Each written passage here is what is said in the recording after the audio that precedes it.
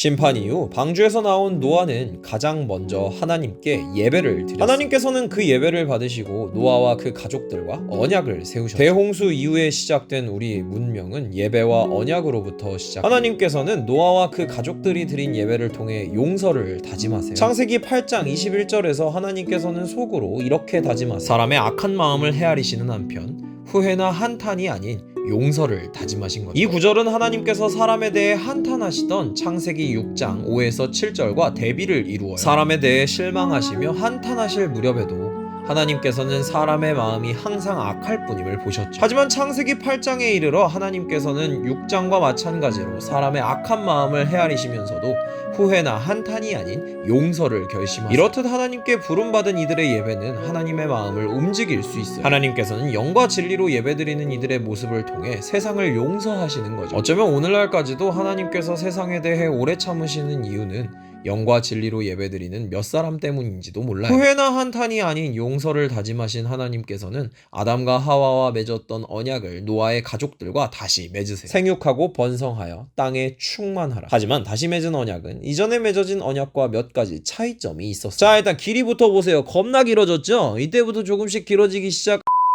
자, 지금부터 어떤 차이점이 있는지 창세기 1장 28절에서 31절을 함께 살피며 자세히 짚어보도록 할게요.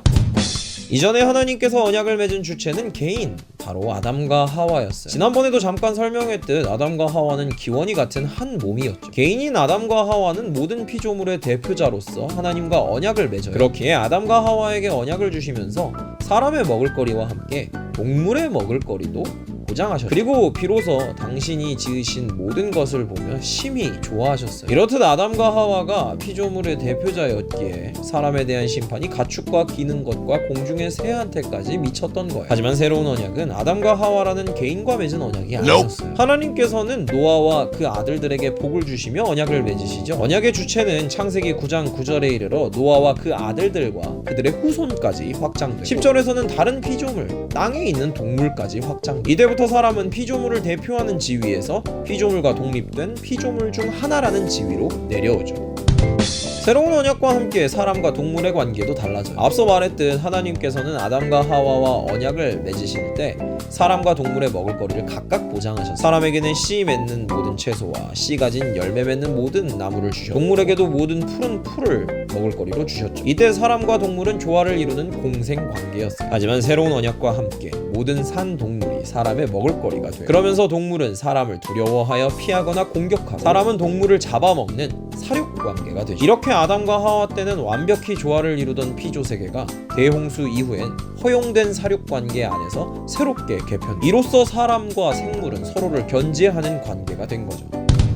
하나님께서는 사람이 동물을 사육하는 걸 허용하시면서 동시에 사람이 같은 사람을 사육한다면 하나님이 직접 그 대가를 치르게 하시겠다고 경고하세요. 사실상 살인을 금지하신 거죠. 어쩌면 하나님께서는 사람의 폭력성과 공격성을 허용된 사육관계 안에서 길들이려 하셨는지도 몰라요. 사람이 자기 욕심을 위해 같은 사람을 죽이는 가인과 아벨 같은 비극이 다시 반복되지 않기를 바라신 거죠. 이렇듯 하나님께서는 사람의 악한 마음마저 헤아리시며 새롭게 언약을 맺으셨어요. 그리고 언약의 증표로 무지개를 구름 속에 두셨어요. 모든 피조물들이 비가 그칠 때마다 무지개를 보며 다시는 물로 심판하지 않겠다는 하나님과의 언약을 떠올리게 하셨죠. 그렇게 하나님께서는 후회나 한탄이 아닌 용서를 다짐하시며 사람과의 이야기를 계속 써내려 가셨어요. 하지만 사람은 얼마 못 가 또 한 번 하나님을 배신. 처음 노아의 아들들은 하나님과 맺은 언약을 지키기 위해 온 땅에 퍼져나갔어요. 그런데 시간이 흘러 노아의 자손들은 하나님의 언약을 어기고 하나님처럼 높아지기 위해 탑을 쌓아 그들은 한 곳에 모여 이렇게 말했죠. 자, 성읍과 탑을 건설하여 그 탑 꼭대기를 하늘에 닿게 하여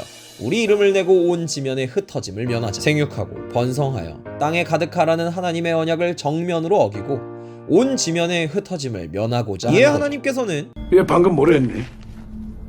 내 승질 까먹은 모양이네 라고 말씀하지 않으셨어요. 다만 사람들 곁으로 내려오셨죠. 그리고 탑을 아예 박살내시거나 책임자들을 숙청하지 않으셨어요. 유혈 사태는 없었어요. 다만 악할 뿐인 사람의 마음을 이용하셨어요. 하나님께서는 당시 하나의 언어만 사용하던 사람들이 서로 다른 언어를 사용케 하셨어요. 언어가 달라지자 사람들은 서로를 믿지 못해 그렇게 사람들은 서로의 차이를 받아들이지 못하고 다투다가 결국 온 땅에 흩어졌어요. 이렇듯 하나님께서는 사람의 마음을 이해하고 받아들이며 때론 이용하시면서 사람과 계속 관계를 맺고자 노력하셨습니다. 하나님의 사랑은 포기를 모르는 정도를 넘어서서 사람의 악함마저 받아들인 사랑이었습니다. 비극으로 끝난 대홍수 이전의 이야기를 다시 쓰시기 위해 하나님께서는 오래 참으사 놀라운 사랑으로 다음 이야기를 써내려 가시죠.